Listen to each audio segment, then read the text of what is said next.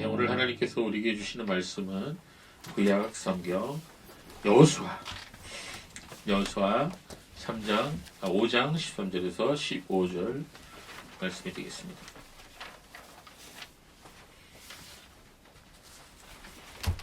여호수아 5장 13절에서 15절 말씀입니다.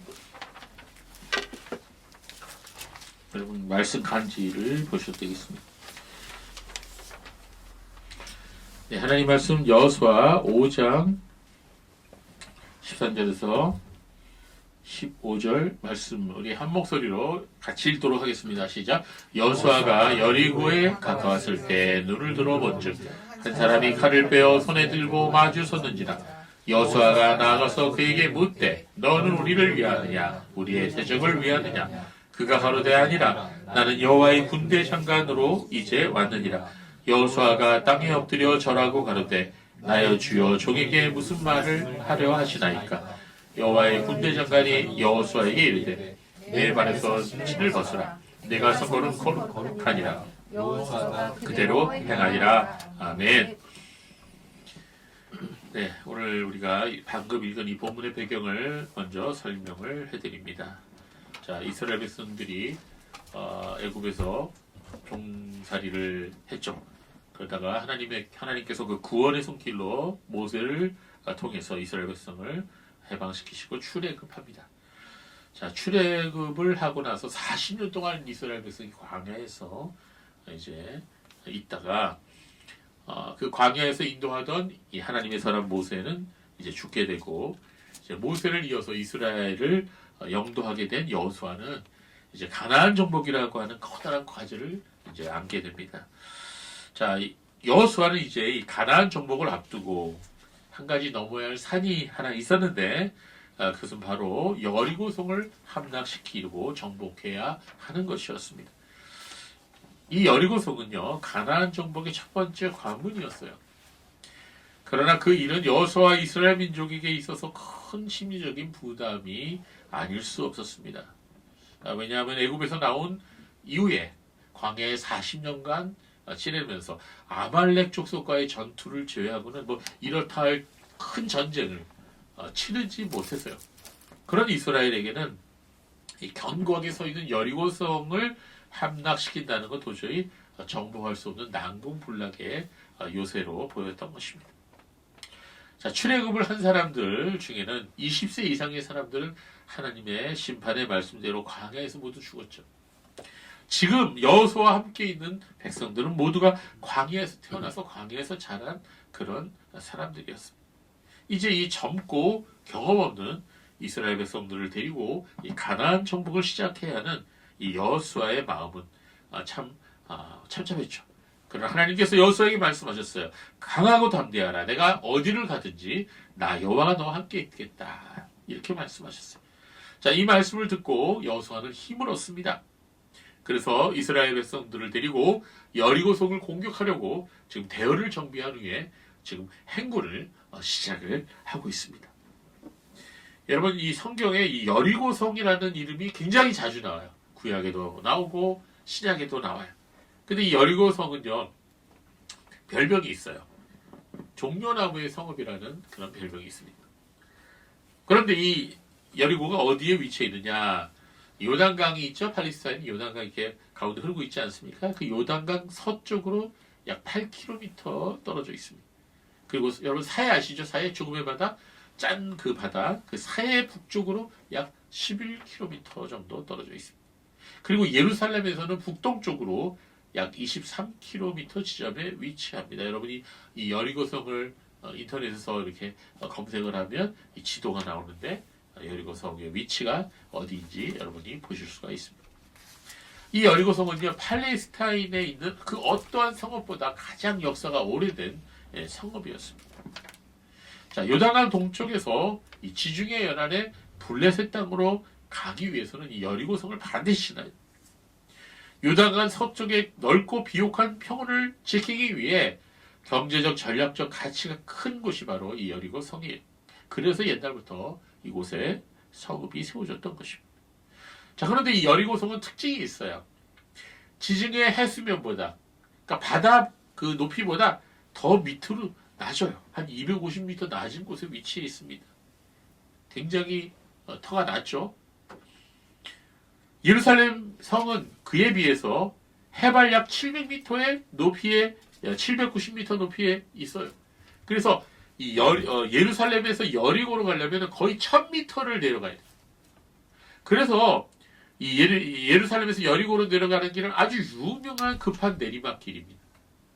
여러분 지금은 다 고속도로하고 이 터널이 뚫려갖고 우리가 저기 강릉이나 속초로 가는 길이 쉽죠? 옛날에는 어땠어요? 예, 꼬불꼬불 올라가고 산 정상에서 다시 꼬불꼬불 내려가야 되잖아요, 그렇죠? 정말 힘든 일이었죠. 자, 그런 급한 내리막길이 예루살렘에서 여리고로 내려가는 그런 길이었다. 그래서 지역이 험해요. 그러니까 군데군데 강도들이 숨어 있다가 여행자들을 텁니다. 그래서 누가복음 10장 30절에 보면요, 예수님께서도 강도당한 사람의 비유를 들어 말씀하셨죠. 그때 그 강도당한 사람이 어디서 어디로 가는 길이었어요? 예루살렘에서 여리고로 가는 길이었어요. 네, 그렇습니다. 그만큼 그 당시에 이 강도당하는 사람들이 이 길에 많았다는 것이죠. 자, 그리고 이처럼 여리고성을 점령하지 않고는 가나안 땅을 점령할 수 없었기 때문에 여호수아와 이스라엘 백성들은 여리고성을 함락시키는 것이 무엇보다 중요한 이름을 알고 있었습니다. 그런데 여호수아와 이스라엘 군대가 여리고성에 거의 다가가서 여리고성이 눈에 보일 정도로 가까이 갔을 때 이상한 일이 벌어졌습니다. 자, 한 사람이 아주 큰 칼을 빼어들고 그들이 가는 길목에 마주 서서 보고 이스라엘 백성들을 가로막고 있었어요. 자, 여호수아가 그 사람을 보고서 몇 발자국 나가서 그에게 물었습니다. 너는 우리를 위하느냐 아니면 우리의 대적을 위하느냐? 자, 이 말은 무슨 말이에요? 너 우리 편이냐 아니면 적군이냐? 이렇게 물어본 거죠. 자, 그런데 여호수아의 질문에 대해서 그 사람은 아주 놀라운 대답을 합니다. 뭐라 그랬죠? 여호수아 5장 14절에 보니까 아니다. 나는 하나님의 군대의 총사령관으로 이제 온 것이다. 자, 이 말을 들은 여호수아는 즉시로 땅에 엎드려 그 사람에게 절을 합니다. 천사죠. 하나님이 천사예요. 그리고 이렇게 말하죠. 여호수아가 내 주여 이 종에게 말씀하시려는 것이 무엇입니까? 그때 여호와의 군대 장관이 여호수아에게 이렇게 말합니다. 내 발에서 신을 벗으라. 내가 선 곳은 거룩하니라. 자, 이 말을 들은 여호수아는 자기 발에서 신발을 벗게 됩니다. 이게 바로 오늘 본문의 이야기예요. 자, 여러분 여기서 칼을 빼들고 이스라엘 군대 앞에 마주 서 있던 자는 여호와의 군대 장관이라고 자신을 소개합니다. 성경을 읽어보면 이렇게 하느님의 천사가 칼을 빼들고 서 있는 장면이 몇 군데 나오죠. 민수기 22장 23절을 보면요, 이 거짓 선지자 발람 아십니까? 발람? 발람. 나귀가 말했잖아요. 발람한테. 나귀를 막 때리니까. 자, 이 거짓 선지자 발람 앞에서 여호와의 사자가 이런 모습으로 나타났습니다. 자, 민수기 22장 31절 보겠습니다. 같이 읽어볼까요? 그때 여호와께서 발람의 눈을 밝히심에 여호와의 사자가 손에 든 칼을 빼고 길에 선 것을 그가 보고 머리를 숙이고 엎드리니. 이 발람에게 나타난 여호와의 사자는 발람이 악한 행동을 계속하니까 그거를 저지하기 위해 나타난 그거죠. 또한 역대상 21장을 보면요, 다윗이 시험에 들어갔고 이스라엘 전국에 인구조사를 명했죠. 그래서 하나님 앞에 죄를 짓습니다. 그때 하나님께서 이스라엘을 심판하십니다. 이때에도 하나님의 천사가 칼을 빼들고 예루살렘을 향하여 칩니다. 그러니 수많은 사람들이 죽임을 당했죠. 역대하 21장 14절에 보면 여호와께서 이스라엘 백성에게 전염병을 내리심에 이스라엘 백성 중에서 죽은 자가 7만 명이었더라. 여러분, 지금도요, 이 갑자기 병이 돌아오면은요, 그 병이 많은 사람들이 그 병으로 인하여 죽는 경우가 많습니다. 지금 요새 일본의 A형 독감이 그렇게 유행이랍니다. 여러분, 독감이라는 것이 그게 우습게 볼 병이 아니에요. 그래서 우리나라에도 지금 그 독감이 많이 유행이에요. 여러분 조심하셔야 돼요. 독감을 걸리면은 전 세계적으로 많은 사람들이 한 해 동안에 수십만 명이 죽는다 그럽니다.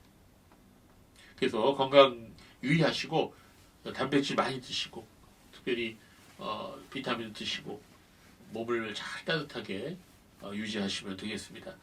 자, 이렇게 해서 하나님께서 전염병을 내리셔서 이스라엘 백성이 많이 죽었어요. 자, 역대상 21장 16절에 보면 이런 말씀이 나와요. 다윗이 눈을 들어보매 여호와의 천사가 천지 사이에 섰고 칼을 빼어 손에 들고 예루살렘 하늘을 향하여 편지라. 다윗이 장로들과 더불어 굵은 배를 입고 얼굴을 땅에 대고 엎드려. 자, 이처럼 이 천사 한 명이 하나님의 명령을 준행할 때 한 나라나 국가라도 멸망할 수도 있게 된다는 것입니다. 굉장히 무섭죠. 저는 이 본문에 나오는 오늘 이 본문에 나오는 여호수아 앞에 나타난 이 여호와의 군대 장관이 미가엘 천사가 아닌가 이렇게 생각을 합니다. 자, 왜냐하면 이제 성경 곳곳에 다니엘서를 봐도 그렇고 이 미가엘 천사가 천사장으로 나타나거든요. 이 유다서 1장 9절에도 미가엘의 이름이 나옵니다. 천사장 미가엘이 모세의 시체에 관하여 마귀와 다투어 변론할 때 감히 비방하는 판결을 내리지 못하고 다만 말하되 주께서 너를 꾸짖으시기를 원하노라 하였거늘. 자, 여기 미가엘 천사 이름이 나오죠. 네, 이 성경에는 천사장의 이름이 딱 두 천사의 이름이 나오는데 미가엘하고 또 누구죠? 가브리엘이죠. 가브리엘. 나머지 천사 이름은 다 외경에서 나오는 것들이에요. 자, 지금 여호수아와 이스라엘 군대가 여리고성을 공격하려고 나아가고 있는 중입니다.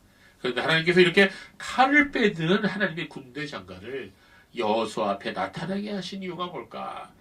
오늘 우리가 한번 생각해 보기를 바랍니다. 저는 두 가지 이유가 있다라고 생각을 합니다. 첫 번째 하나는 여리고성 전투를 앞에 두고 하나님께서 여호수아와 이스라엘 백성들에게 용기를 북돋워 주시기 위해서 천사를 보내셨다는 것입니다. 그것도 일반 천사가 아니라 하나님의 군대 장관을 보내신 것입니다. 그 하나님의 군대 장관은 지금 칼을 빼들고 있습니다. 이 모습은 여호수아와 이스라엘 군대만 싸우고 있는 것이 아니라 하나님의 군대도 함께 싸우고 계신다는 것입니다. 저와 여러분은 한 번도 전쟁이라고 하는 것을 경험해 보지 못했어요. 여러분 중에 혹시 전쟁터에 나가보신 거 있습니까? 없죠? 예, 없으신 걸로 알고 있습니다. 근데 저희 아버지가 낙동강 전투에 임하셨었는데 그래서 지금 이천 호국원에 계시거든요. 돌아가셔서. 근데 그 낙동강 전투 때의 그런 경험을 이렇게 얘기를 해주시는데 앞에서 적군이 오는데 그거를 이제 쏴야 되잖아요. 근데 그게 얼마나 두려운 줄 아세요? 굉장히 두렵다는 거죠. 내가 이 전쟁에서 이 전투에서 난 죽을 수도 있다. 그래서 아버지 그 종아리 그러니까 뼈에 보면은 이 파편 자국이 박혀 있다가 수술한 그 자국이 나와. 지금도 옛날에도 있었어요. 지금 돌아가셨지만 그리고 눈 위에서 잠을 자는 바람에 이게 얼굴이 이렇게 삐뚤어졌어. 네, 안면 마비증이 생겼던. 그 아버지가 그 기관총 그 탄띠를 메고 다녔다. 뭐 이런 얘기를 듣고는 했습니다. 우리가 전쟁에 임한다는 거, 전선에서 우리가 적군이 쳐들어오는 그런 상황에서 우리가 딱 서서 우리가 준비한다는 거, 이거 굉장한 그 두려움이죠. 네, 지금도 이스라엘 백성과 여호수아가 이 전쟁을 앞두고 결코 마음이 편하지 않았을 것입니다. 그때 여호와의 군대 장관이 칼을 빼들고 와서 앞에서 딱 지금 있는 모습입니다. 자, 이것은 분명히 하나님께서 여호수아와 이스라엘 군대와 함께 하신다는 것, 함께 싸우신다는 것, 그걸 지금 보여주고 계시는 것입니다. 형제자매 여러분, 하나님께서는 성도들이 선한 싸움을 벌이는 동안에 그들 홀로만 싸우도록 방치하시지 않는다는 것. 우리가 이 땅에서 악한 무리와 전쟁을 벌이고 있는 동안에 우리만 싸우고 있는 것이 아니라 하나님의 군대도 함께 하고 있다는 그 사실을 지금 오늘 본문은 말씀해 주고 있는 것입니다. 자, 여러분, 아주 그 예를 우리가 아주 분명하게 알 수 있는 한 가지 예가 있죠. 성경에 열왕기하 6장에 나와요. 여러분, 열왕기하 6장을 보면요, 아람 왕이 군대를 보내서 하나님의 사람 엘리사 선지자를 잡아오라고 명령을 합니다. 왜 그러냐면 아람 왕이 어느 곳에 군대를 이렇게 보내려고 하면은 엘리사 선지자가 미리 알아버려요. 그래서 이스라엘 왕에게 알려주어서 미리 방비하도록 하니까 한두 번이 아니에요. 그러니까 계속 실패하는 거야, 아람 왕이. 그러니까 아람 왕이 너무 화가 나갖고 군대를 보내갖고 엘리사가 살고 있는 그 성읍을 완전히 포위합니다. 엘리사 잡아오려고. 마치 지금 대통령을 잡듯이 완전히 포위하는 거예요.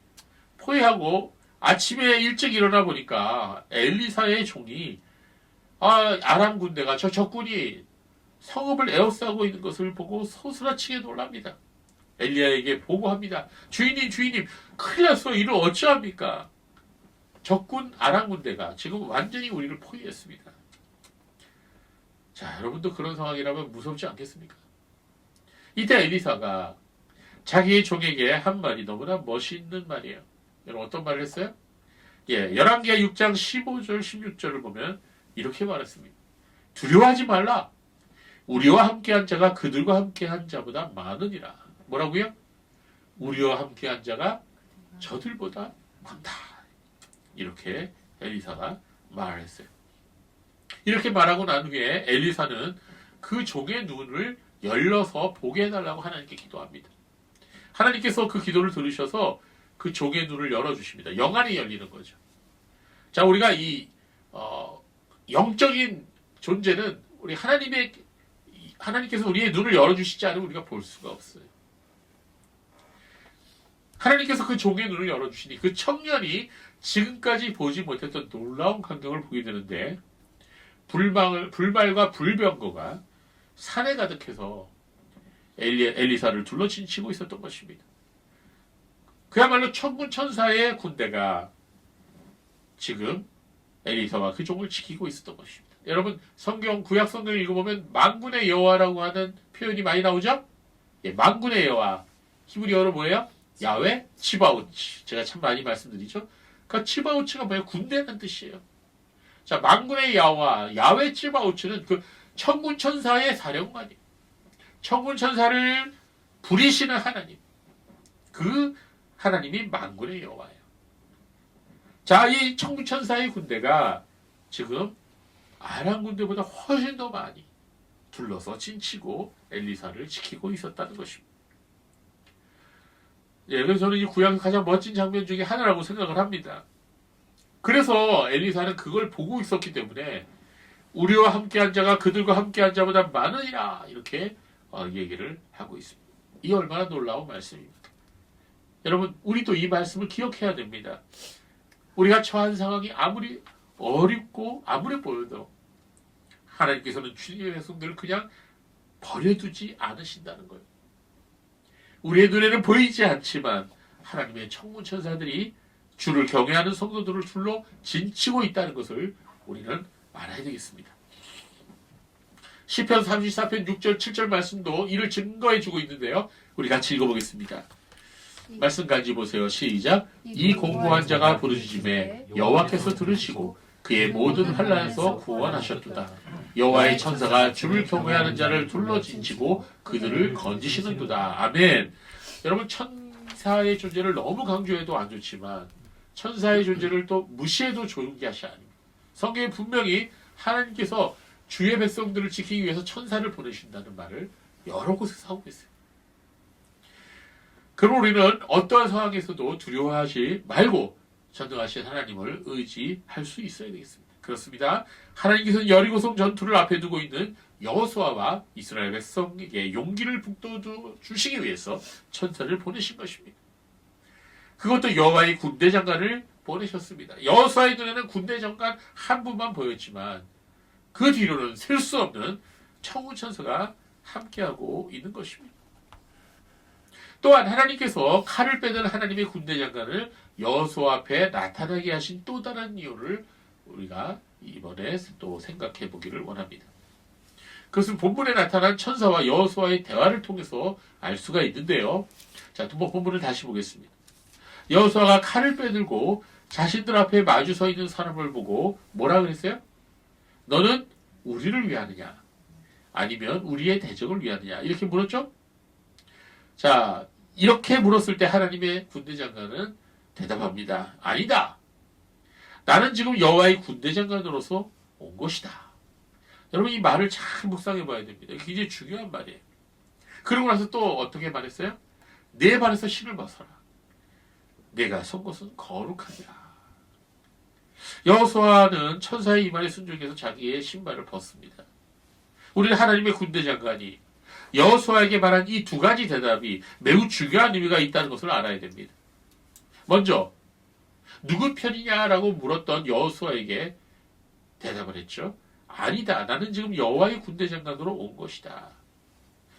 물론 하나님의 군대 장관인 천사는 여호수아와 이스라엘 백성들을 돕고 지키려고 온 것이 분명합니다. 그러나 천사는 너는 누구 편이냐라고 물었던 여호수아의 질문에 대해서 분명하게 아니다라고 대답을 했어요. 여기서 히브리어 본문을 보면 뭐라고 나왔느냐 한번 따라해 볼까요? 로. 에로입니다. 에로 영어로 로라고 나왔어요. 아주 단호하게. 자, 이 로라고 하는 단어가 뭐냐면요. 영어로 no예요. no. 아주 단호하게 거절하는 겁니다. not. 아니다. no. 자, 여러분. 부정의 의미를 나타내는 단어가 low예요.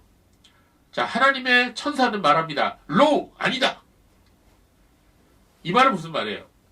나는 너의 편도 아니고 너의 적의 편도 아니다. 나는 지금 하나님의 뜻을 행하려고 여기에 온 것이다.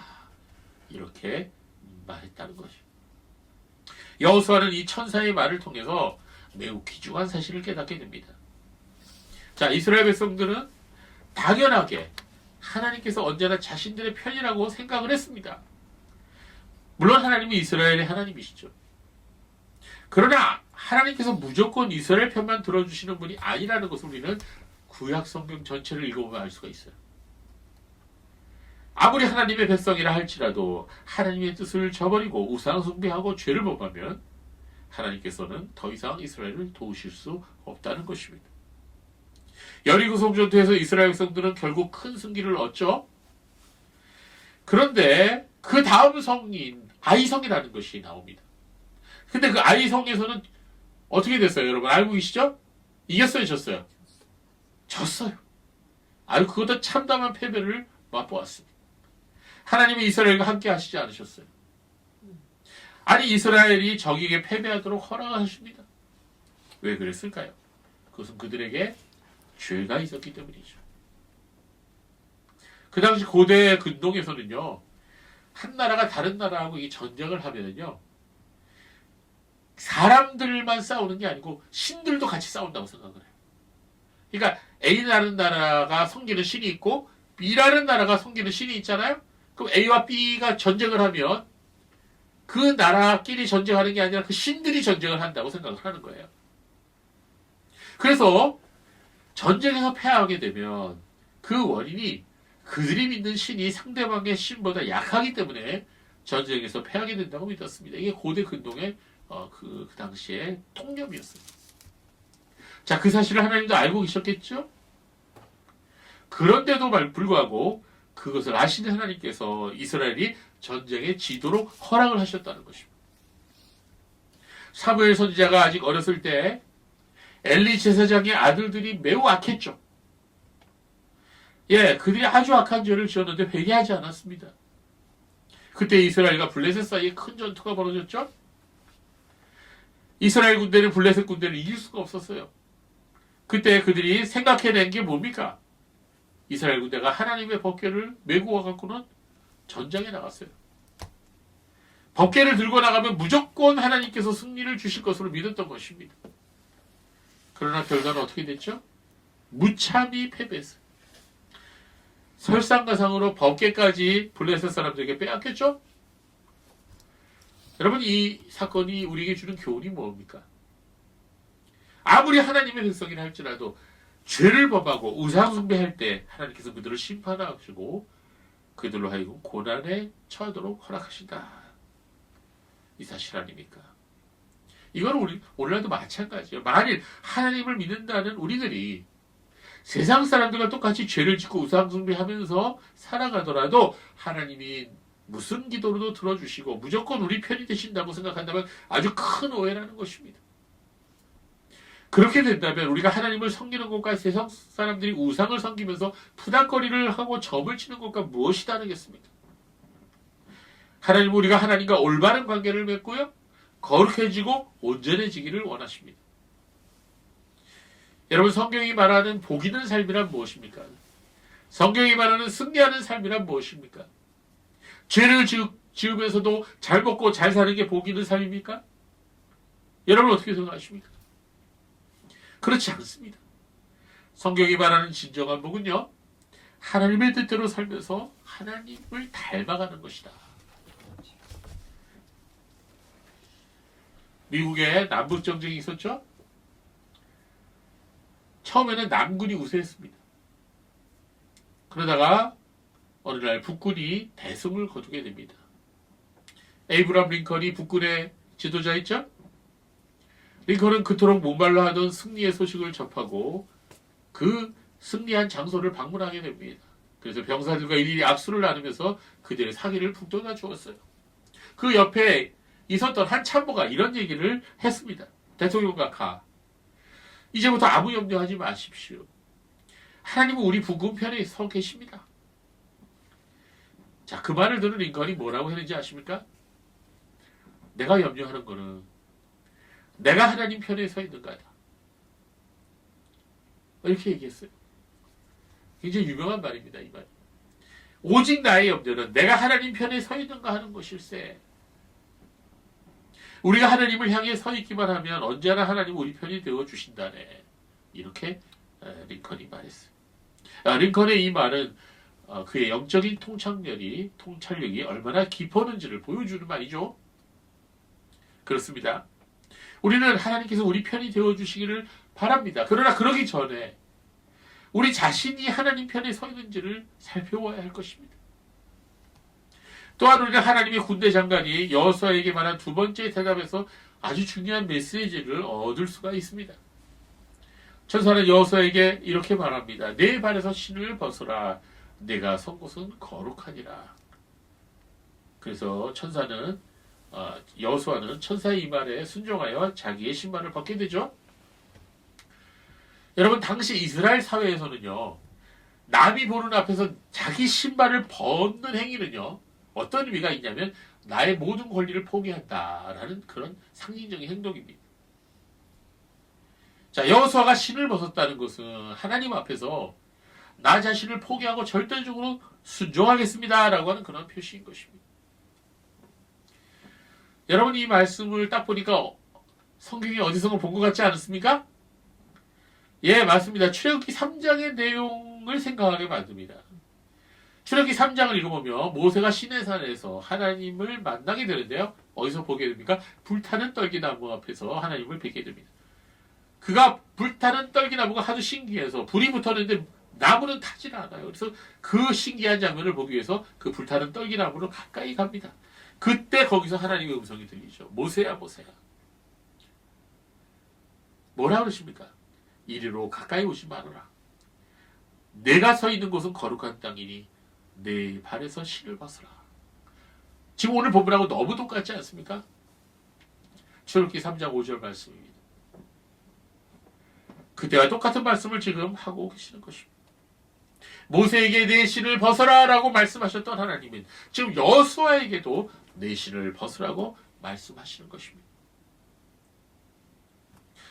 우리도 하나님께 예배드릴 때는 신발을 다 벗고 예배를 드려야 되지 않을까. 여러분, 우리가 살면서 하나님의 일을 잘 감당하는 것도 중요하죠. 그러나 모든 것에 앞서서 우리가 가져야 할 마음과 태도는 우리 자신의 모든 생각과 주장과 뜻을 다 내려놓고 오직 하나님 앞에 굴복하는 태도인 것입니다. 내 모든 권리를 내려놓고 내 자신의 교만과 자랑과 주장을 다 내려놓고 오직 하나님의 말씀만이 나를 온전히 주장하시도록 내어드릴 수 있는 마음과 자세가 정말로 필요한 것이다. 오늘 본문을 우리에게 말씀해 주고 있습니다. 자, 우리 인생도 마찬가지입니다. 자, 승리할 때도 있지만 실패할 때도 있습니다. 패배할 때도 있습니다. 사람들에게 칭찬받을 때도 있고 손가락질 당할 때도 있습니다. 일이 잘 풀릴 때가 있고 안 풀릴 때도 있습니다. 우리가 바라는 대로 일이 될 때가 있고 우리가 바라는 대로 일이 이루어지지 않을 때가 있습니다. 유명할 때가 있고 무명의 시절을 지날 때가 있습니다. 그러나 중요한 것은요, 이 모든 순간마다 하나님께서 하나님의 뜻을 행하고 계신다는 것을 믿어야 한다는 것입니다. 그리고 그 사건을 통해서 우리에게 깨닫게 해주시는 것이 있다는 거죠. 그래서 우리는 어떠한 일을 하든 어떤 상황에 처하든 간에 전능하신 하나님 앞에 우리의 모든 것을 맡겨드리고 하나님의 말씀 앞에 굴복하는 자세가 필요한 것입니다. 이게 바로 내 신을 벗어드리는 자세예요. 우리가 하나님의 일을 한다고 하면서 내가 먼저 앞서 나간다든지 아니면 내 자신을 드높이기를 원한다든지 내 생각을 앞세운다든지 그런 마음과 생각을 가지기 쉽습니다. 이거 목사가 범하는 실수 중에 하나예요. 많은 그리스도인들이 범하는 실수 중에 하나예요. 그러나 하나님은 그럴 때마다 너의 신을 벗으라고 우리에게 말씀하십니다. 언제나 내 자신의 신을 벗어 드릴 수 있는 그런 마음의 준비가, 그런 자세가 우리에게 되어 있어야 한다는 것입니다. 오늘 이 새 아침에 저와 여러분이 우리 함께 오늘 이 말씀 우리에게도 순종해서 우리 자신의 신을 벗어드릴 수 있는, 하나님, 저는 주님의 것입니다. 저는 주의 종입니다. 주의 뜻대로 하세요. 이런 하나님의 뜻에 순종하겠다고 하는 그런 자세가 필요해서 오늘 이 말씀을 여러분에게 전해드립니다. 그렇습니다. 우리가 하나님 편에 선다는 것은, 즉 내 발에서 신을 벗어놓는 것을 의미하는 것입니다. 어떠한 상황 속에서도 하나님을 신뢰하는 것이에요.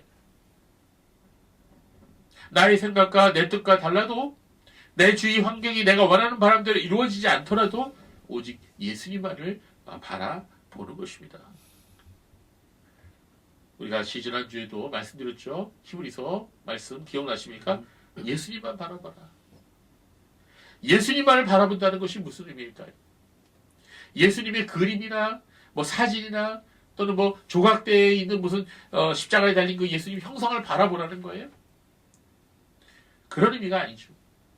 예수님만을 바라본다는 것은 나의 감정과 느낌과 판단을 의지하지 말고 오직 예수님께서 말씀하신 대로, 행동하신 대로, 살아가신 방식대로 나도 따라서 행하는 것입니다. 예수님께서, 하나님께서 말씀하신 대로 그 약속을 믿고 기다리면서 믿음으로 살아가는 것입니다. 예수님이 어떻게 사셨어요? 하나님 말씀에 온전히 순종하시잖아요.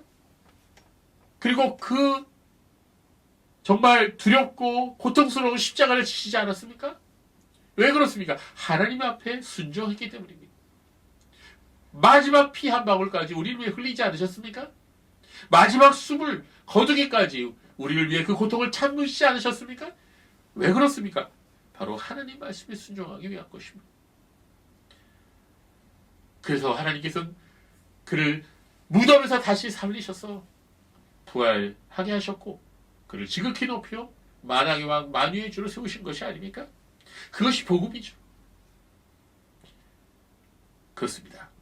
우리가 하나님 편에 선다는 것은 하나님께서 신구약 성경에 말씀하신 대로 순종하고 따른다는 그런 의미인 것입니다. 하나님 편에 선다는 것은 하나님의 말씀대로 산다는 그런 의미인 것입니다. 우리는 우리의 모든 삶의 과정을 통해서 우리가 과연 하나님 편에 서 있는가를 계속해서 물어야 할 것입니다. 옛날에 그런 책이 있어서요. 예수님이라면 어떻게 하실까? 그런 책 여러분 기억나십니까? 한동안 굉장히 유행이었는데, 자, 우리가 올해 한 해 동안 어디에서 무엇을 하든지 우리가 이 생각을 했으면 좋겠어요. 내가 과연 하나님 편에 서 있는가? 지금 내가 내 신을 지금 벗어들이고 있는가? 그렇습니다. 성도가 가는 곳은 하나님께서도 함께 하십니다. 천사가 칼을 빼들고 성도 옆에서 지키십니다. 자, 그래서 그곳은 거룩한 곳입니다. 여러분 잊지 마십시오. 여러분이 예수 그리스도를 믿고 하나님의 자녀라면 우리가 가는 곳이 어디든지 거기는 거룩한 땅입니다. 내가 거룩해서가 아니라 하나님께서 나와 함께 하시는 하나님께서 거룩하시기 때문이에요. 그래서 성도는 어디에 섰는지 우리 신을 벗을 수 있어야 돼요.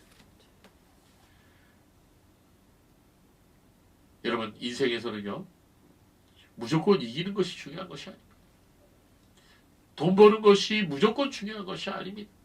물론 돈 버는 것이 중요하죠. 그러나 그보다 더 중요한 것이 있습니다. 때로는 손해를 보더라도 경쟁에서 밀려나더라도 설사 망하는 경우가 있다 할지라도 내가 하나님의 뜻을 순종하고 하나님의 말씀을 따라 하나님 편에 서는 게 제일 중요하다는 것입니다. 많은 사람들이 돈을 벌 수만 있다면, 권력을 쟁취할 수만 있다면, 경쟁에서 이길 수만 있다면 세상 가치관대로 수단과 방법을 가리지 않고 무슨 짓이든지 하려고 하죠. 그게 지금 세상의 가치관입니다. 우리 지금 그런 일을 하고 있는 그런 무리들을 지금 보고 있지 않습니까? 그런 사람들이 잠시 잘 되는 것처럼 보일 수도 있습니다. 그러나 그런 사람은 하나님께서 절대로 인정하지 않으십니다. 여러분, 우리의 삶이 하나님이 인정하시는 삶이 되어야 되겠습니다.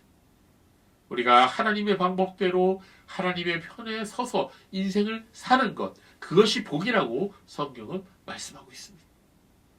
우리는 하나님을 바라보고 우리 편에 서달라고 기도하기 쉽습니다.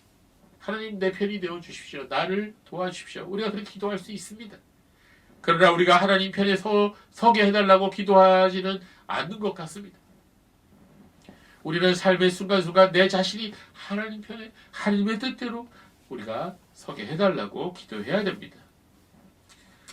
지금 대한민국은 전쟁 중에 있습니다. 총과 칼만 들지 않았지. 지금 치열한 내전이 지금 벌어지고 있습니다. 우리는 교회를 위해서, 복음을 위해서, 그리고 나라를 위해서 싸워야 됩니다. 그러나 싸우더라도 하나님의 뜻대로, 하나님의 방법대로 싸워야 하는 것입니다. 우리는 저들처럼 거짓과 음모와 불법과 포악과 폭력으로 싸우지 않습니다. 때로는 그렇게 하는 것이 약해 보일 수 있고 손해가 되는 것처럼 보일 수도 있습니다. 그러나 하나님께서 우리를 위해 싸워주신다는 사실을 잊지 말아야 합니다. 그러므로 사랑하는 성도 여러분, 우리 모두 하나님 편에 섭시다. 그분이 계신 보좌 앞으로 나아가 나의 신을 벗어드립시다. 혹시 사람들이 나를 알아주지 않더라도, 나의 가진 모든 기득권을 빼앗기는 한이 있더라도, 사람들의 조롱과 멸시를 당하는 일이 있더라도, 억울하게 비난받고 고난을 받는다 하더라도 하나님 편에 설 수 있는 성도가 되기를 바랍니다. 하나님께서는 하나님 편에 서서 하나님의 뜻대로 행하는 성도를 귀하게 여기시고, 마지막에는 그를 높은 바위 위에 세우시고 그에게 진정한 승리, 영원한 승리를 얻게 하실 것입니다. 기도하겠습니다.